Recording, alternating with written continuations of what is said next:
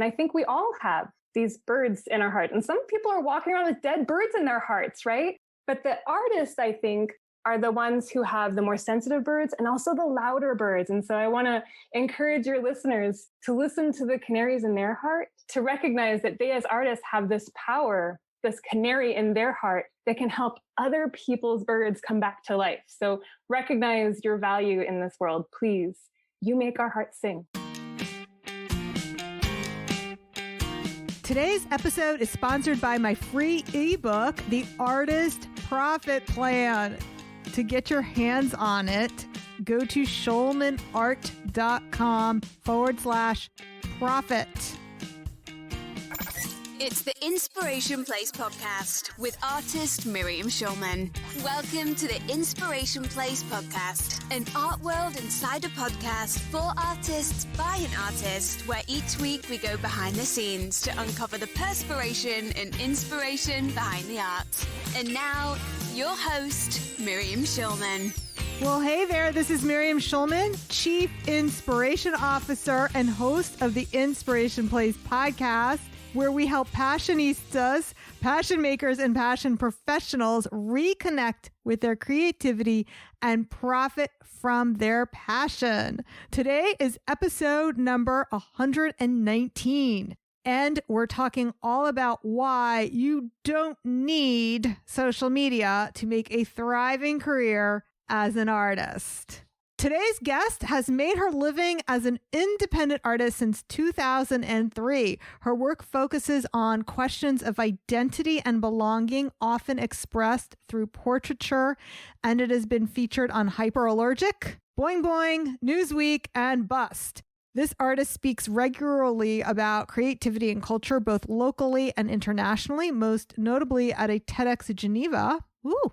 Born in Saudi Arabia in 1981, she has lived, now I'm like trying to calculate how old you are. She has lived most of her life in France and the US. Please welcome to the Inspiration Place, Gwenn Seemel. Hello. I'm so glad to be here. I am so happy to have you. I feel like I know you, even though we've never actually met. It's one of those funny things, one of those internet things. And we tried to get together in New Jersey. We did. And we will probably try again someday soon, break some laws, breathe on each other. I don't know. One of these days, for sure. Right. Although that's not exactly on brand with what we're talking about today. The reason I'm inviting you on the show is I got super excited when you announced that you were disappearing off of Facebook. I was like, oh my gosh, I have to get Gwenn on the show and talk about this. I'm so excited. So first of all, for everybody who doesn't know, please share that message you blasted to everybody. So we're not just talking about leaving the Facebook group. You know how people announce, I'm leaving this group because I don't like it anymore, or unfollowing. No, Gwenn, you've left all of Facebook, right? I did. I deleted all of Facebook and all of the Zuckerverse, as I like to call it, because there's many companies that are underneath the Facebook umbrella, like Instagram and WhatsApp. All of that gone, no more. I love it. I already have a title picked out for this episode. That song, Forget You. Oh, okay. Yeah, so it's called Forget You, Facebook. And I should be clear. I'm saying forget you to Facebook. I don't think everybody has to, but it's right for me. I love being loud about doing it in case other people are thinking about it. So that's why I'm talking about it so much. That's why I'm so glad that you've invited me to talk about it. And by the way, full disclaimer, I am a Zuckerberg slut. I spend lots of money on Facebook advertising. I am very much part of the problem, just so you know. I wish I could be somebody like you. I think it's amazing what you're doing and it's an inspiration. So just full disclosure, I do use lots of Facebook advertising, but I use it to promote my art classes. I have never used Facebook. No, I shouldn't say never because that's not true. I no longer use, and I haven't in a very long time, used any form of Facebook advertising to sell art. I firmly believe you do not need Facebook to sell your artwork. I think it was like 2016, Corey Huff, who's an art coach who I met years ago. We were both living in Portland, Oregon at the time. He put out a book called How to Sell Your Art Online. And he used my career as an example of how to do it, and like specifically was on about my social media use, because I really came up with social media like when it was becoming a thing for artists. That's when I was basically becoming an artist. So I feel like we sort of raised each other me and social media for artists. Obviously, there were other artists involved in the raising of social media, but you know what I mean? Like, it just feels like we are intimately connected. And so for me to leave was kind of a really big deal. And not something that I just did, like flipping the switch. Like one day I was like, that's it, we're done, forget you. Like I worked on this for a while because, you know, you're talking about like, I would like to be able to do that, but I don't think maybe I can or something like that. Like I definitely went through all of those feels. Like last year, end of 2019, I took 3 months off to see if I could even do it emotionally, but then also to see what it would do to my business. So it's definitely something that you have to negotiate. I don't think it's something that you can just easily do if you're an artist who's made their business online. Yeah. So I have broken up with social media on my phone. It is not allowed on my phone. I do not have Instagram on my phone. I do not have Twitter on my phone. I do not have Facebook on my phone. The only thing I do have is on my phone is Facebook Messenger. So really the only things I have on my phone are communication things, direct communication. Like people can text me, call me, message me, and that's it. And God forbid somebody sends me a message and I see on my desktop like that they've sent me an IG message that I can't look at on my desktop. I'm like, okay, well, that's too bad for you. You know, like I'm not installing that app back on my phone just for you. Occasionally that happens. Like, nope. And I do post on these places, but it's all through the desktop. I don't have it on my phone. It's good. Yeah, it's good to have boundaries, I think, with it, whatever they are. Like for me, it's a hard boundary with the Zuckerverse. That's my thing. But like for you, not having on your phone is what helps, you know? Zuckerverse. What I teach artists inside the Artist Incubator is that they do not need to build an Instagram following. There's like, I think a lot of people out there, and I'm not trying to paint them as being evil. That's not what I mean at all. You know, it's like, well, if only you had, you could build a following, then you could be a really rich artist, you know, that kind of, right. That kind of selling thing. And for some people, maybe it did work at one time. Notice how I added at one time. It's true. It's really changed in the last like 4 years, especially. Yeah. Yeah. Artists who will come to work with me, they'll say, well, you know, I just don't know what the perfect hashtag is for, and then they'll insert their type of art. So let's say, like I talked to a metal smith or someone who does felt art. I says, well, you know who knows what the perfect hashtag is for your felt art? Other felt artists. That's right. Yeah. That's it. Yeah. Your art collectors do not know what the perfect hashtag is. And here's the thing about social media is that it is a rented space. Like you have no control over it. The companies are going to change it as they want. I'm sure they've done it too already. If you've been on there for any amount of time, any social media platform, they've made changes that you haven't liked and you don't get to say anything. They are the landlords. They are the ones who decide. So if you want to avoid that headache, but still be social, have a site, sure, but also have a mailing list because then you are in control of being able to stay in touch with those people. No one can take that list away from you. No one can like make it so that you can only contact them through your phone or whatever, you know, like with Instagram and you, but like it really becomes yours then. And I think that's what's really important to remember is that you want to have a home, not a rented space that's like kind of a party being thrown by jerks. Do you know what I mean? That's kind of what social media is. Like they're not into the idea of making the party better. They're just into the idea of making people stay at the party and watch ads. Like that's their whole revenue. Mean Girls, where it's like you can come in the lunchroom, but we're not even going to look at you. Right. Unless you're going to cough up some money. Then we're interested in you. You know? So that's why I wanted to say at the beginning, I happily cough up the money to make money. I am what's paying for this universe. Like I want people to stay. So that's the thing that's kind of tricky for me with this conversation is like, we're saying you don't need it. And then I'm saying, oh, but please stay on it long enough to see my ads. Yeah, but that's not the only way that you sell your stuff. I mean, you do this podcast. You have lots of different promotional means. My paid advertising is my number one way of finding new customers for my classes. That's what I want to be extremely clear about. Not for my high-end art. I don't use advertising on social media for that. And I don't believe artists should be using social media for that. I don't feel like that's the right way to go. Free publicity is far superior to any kind of paid advertising you can do to sell art. Do you agree with that? Oh, for sure. One of the earliest lessons that I learned, just looking at musician friends of mine as I was coming up as an artist, like their whole world sells via the look, right? They have to have the look of the musician. It's the cover of their album. All of it is based on look. And then weirdly, visual art sells all on sound, all on the buzz that other people are like what they're saying about your work. Like it really almost doesn't matter what your work looks like as long as people are talking about it and people, not you, are talking about it. You can definitely add to the conversation and sort of like talk about it in a way that's interesting. So people are like, oh yeah. And I repeat what you say. And, then it sort of builds that buzz. But it really is all about other people talking about your work. That is your whole goal as an artist trying to promote your work, is get other people talking about your art.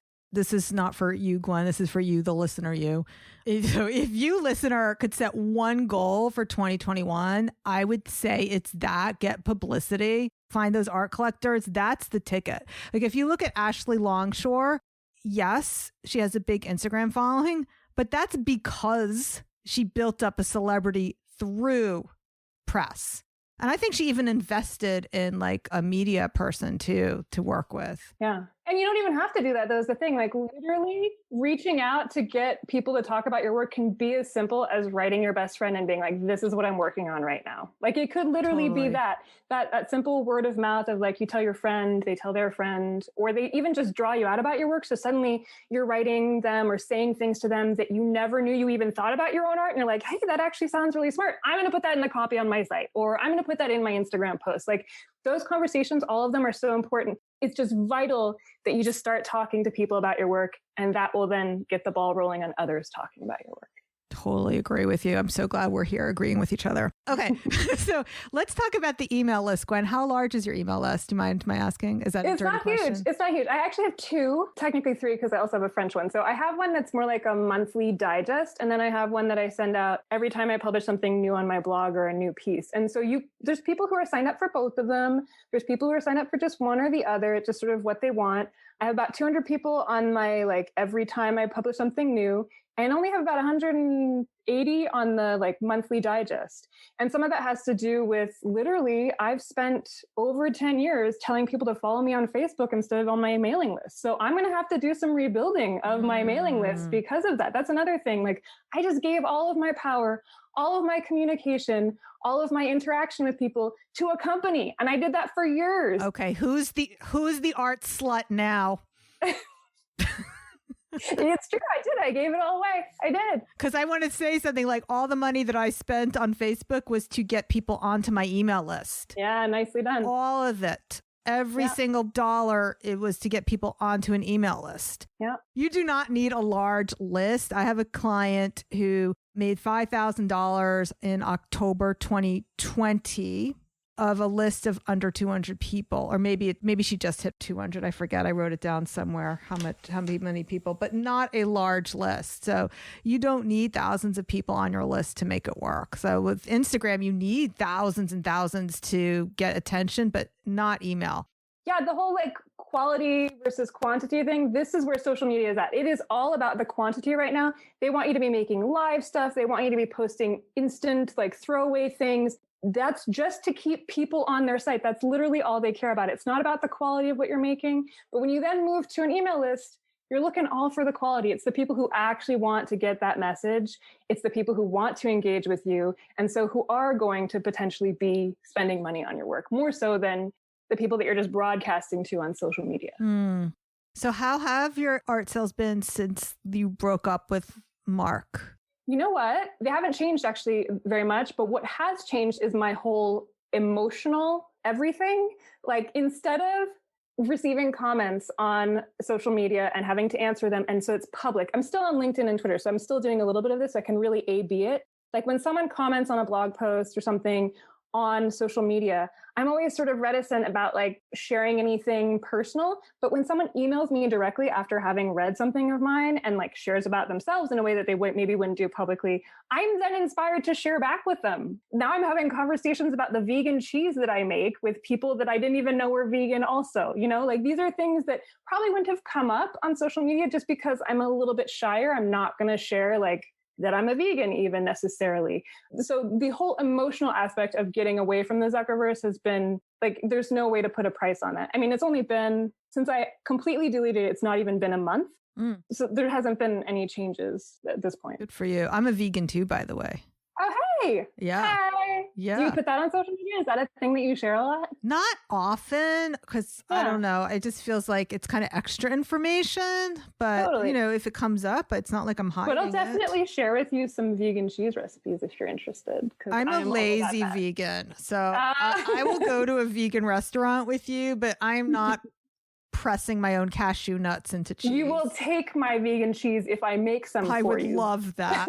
Okay, got it. Is there a good vegan restaurant in Long Beach where you live? There is a place. This is terrible. I'm going to say it though. It's called Living on the Veg. It is so yummy, but we are on what's called island time here, where people just close whenever they want. It doesn't really matter what their posted hours are. And of all the places that I frequent on the island, Living on the Veg is the worst. Like, you literally go there. It's a schlep for me. Like, it's not in my immediate neighborhood. So like, I drive, in the summertime, like 40 minutes to go there. And they just decided they didn't feel like being open that day. And there's no way that you can know that. So it's unfortunate, but that's why I make my own vegan cheese, because nobody else is going to do it for me around here. Yeah. Yeah. Okay. So I'm very lazy vegan. Very. I will make a tofu scramble. Nice. See, I wouldn't do that because I didn't ever like eggs, and that's too reminding me of eggs. So, but I would eat your vegan scramble, tofu scramble. I would definitely. All right, we will make some post-COVID plans together. Yeah, sounds good. Or even lazier, can you meet me in the city and we'll go to somebody else's vegan scramble? Blossom is my favorite. Have you ever been there? There's a blossoming lotus in Portland, which may be related somehow to it. Oh, I've been there. It's so good. Yeah, that's a good place. Yeah, that's really good. No, it's not related. It's Blossom. There's several in the city. There, it was actually, we've gone way off topic, by the way. We're just going to assume either the foodies out there are staying with us because we have such compelling content. But anyway, there's a couple Blossoms in New York. They're owned by a divorced couple that started a Blossom, and now there's multiple Blossoms by the two different people. Nobody paid for that, by the way. They are not a sponsor of the show, which is terrible that we spent all that time discussing brands that are not paying to be on this podcast. All right. This is a question Gwenn asked me to ask her. I don't remember even doing this. So I know. It's going to be new content for me. Right. No, I'm reading it and I'm trying to change it from first person to third person. What art do you place in the public domain, and so it was something about putting your art in the public domain. All right. We're talking about copyright. That I know now. And we're talking about how I don't believe in copyright. And this is my whole social media. This is controversial. I know. But this is my social media decision, right? I'm saying this is good for me. That doesn't mean that it has to be for you. But I do just want to put the plug out there. And this is what I like to do when I'm talking about copyright, which is that copyright generally is better for people who have lots of money. The people who can hire all the lawyers to make all the things happen. It's generally going to protect corporations, so corporate intellectual property, more than it's going to protect the average individual artist. So I'm just putting that out there as a basic unfairness that exists in the copyright universe, which is why I encourage people learning about copyright and its alternatives, because there are other options. You don't just have to be either pro-copyright or in the public domain. There's things in between there that are options as well. Okay. So what do you mean by that? Because so my philosophy is people are going to rip me off no matter what. If I catch them and I can do something about it, I will, but I'm not wasting my time looking for them, if that makes any sense. Because I know there are a lot of artists who waste. I don't want to say waste. That's a judgy way to put it.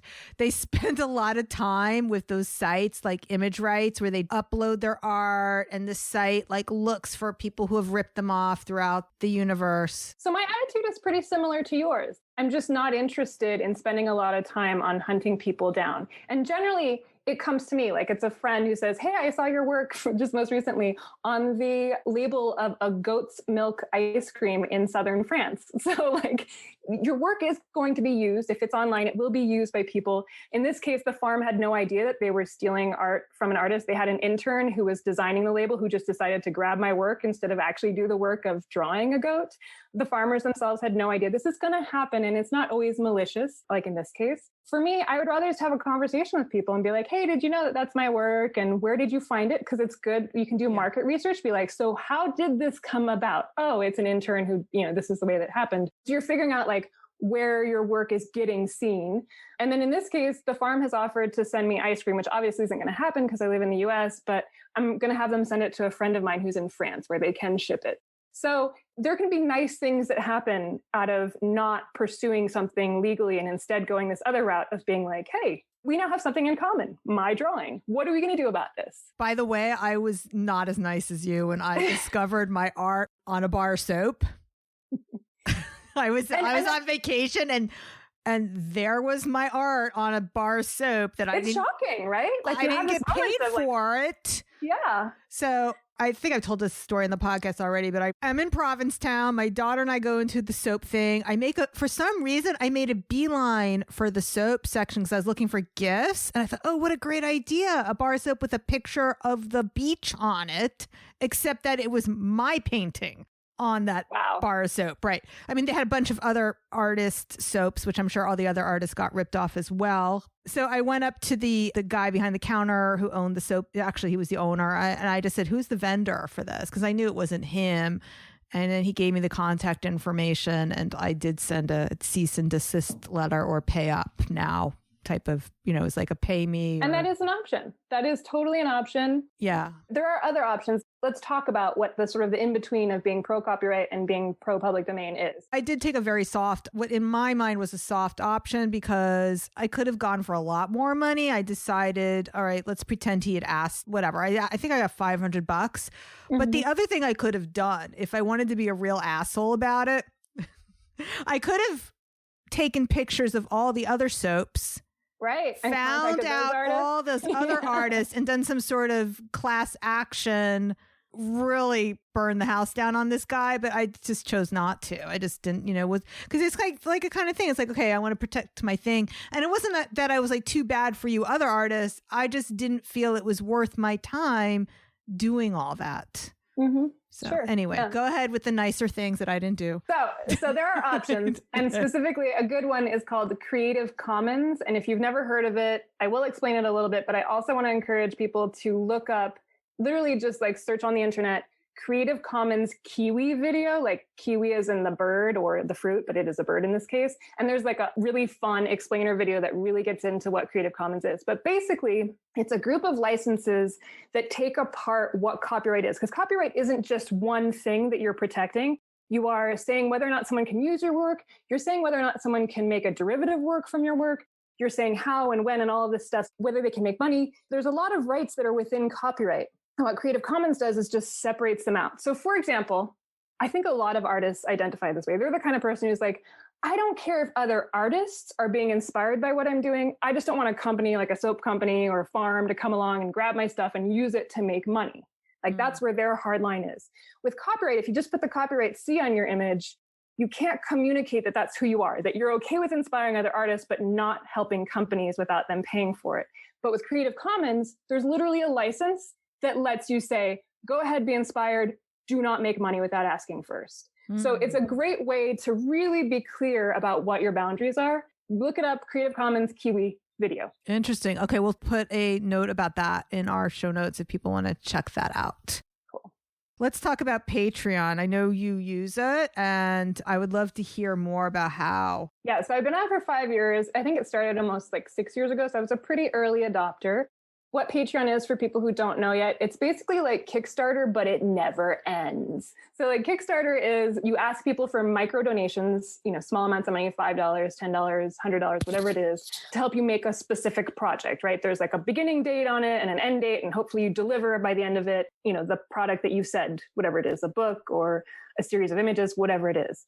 With Patreon and with other ongoing micro donation sites, it's basically like an automatic tip jar that charges people. They're okay with it. It charges them on a monthly basis, usually, whatever it is they want to give you every month.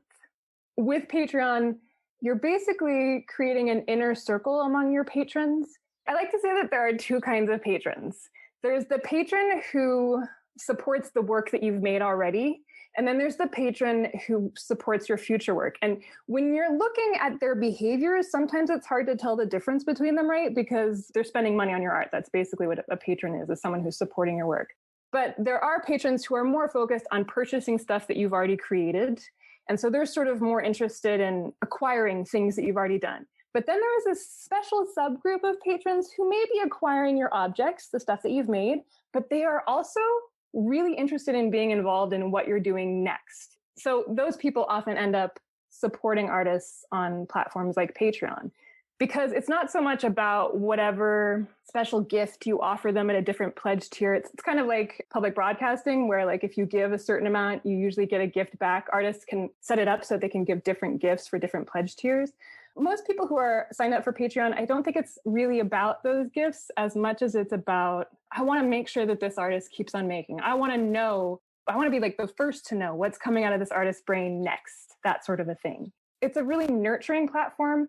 It is not passive income. I think it gets sold as like, oh, you get on, you like make a Patreon profile and then you get, several $100s a month every month, or several thousand if you're one of those artists, No, it doesn't just sort of happen like, you snap your fingers and it's in your bank account every month. It's something that you definitely nurture as an artist as well. It's a mutual nurturing situation.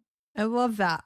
If someone was to be a Patreon patron for Gwenn Seemel, do you have any gifts for us? I do. I got some good stuff. It's stuff that you can get in other ways through my site, but I give special deals to patrons. So it's things like you could be a part of my sticker club. So every month you get a new sticker and you don't know what it's going to be and it just arrives in your mailbox. Or sometimes it's a magnet, or sometimes it's a small print like a postcard, but it's called the sticker club. Or you can get drawings or paintings, but at a special deal through Patreon. So cool. Yeah. My capitalist brain is thinking, how could I do that for the podcast? Should I set up a Patreon? I know. It's one of those many to-do items. Okay.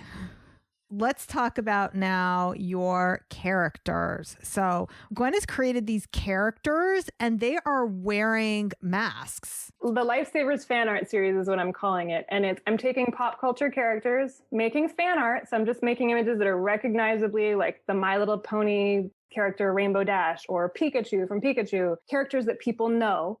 And then I'm just slapping a blue surgical style mask on them. It's just mask positive work that is super simple to make. Artists, professional, amateur alike can do it, can grab images, can trace, can do collage work, can make paintings like I'm doing, whatever it is, and then just add that mask on there. And the idea is to just flood the interwebs with images of these pop culture characters wearing masks as a way to be like, see, Yoda wears a mask. Why wouldn't I do it? That sort of a thing. That's what we're looking for. And I'm going to assume you're not selling these copyright protected. Oh, it's an interesting question, isn't it? Yes, it so is. Yes, I am selling the original artworks and I'm encouraging the artists who participate in it, because I want other artists to be making these images as well, to sell the original artworks. I wouldn't recommend putting it on a site like Etsy or even Redbubble, those print-on-demand sites, because those are the sites where companies who own this IP, that's where we're going to look to try to like get you in trouble. But honestly, these are not violating the copyright of those companies.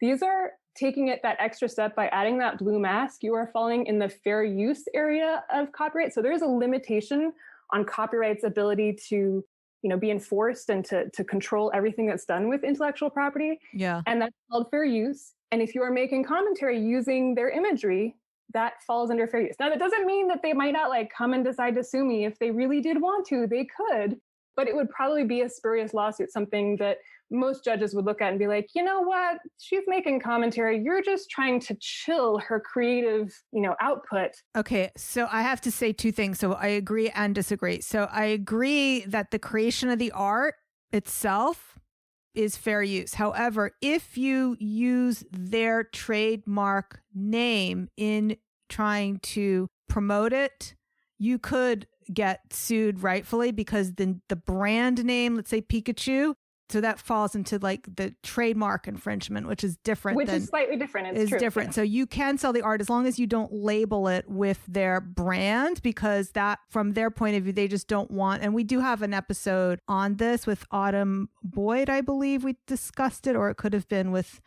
I don't know. It could be with Katie Lane. We also discussed copyright. So those are the two lawyers I've had on.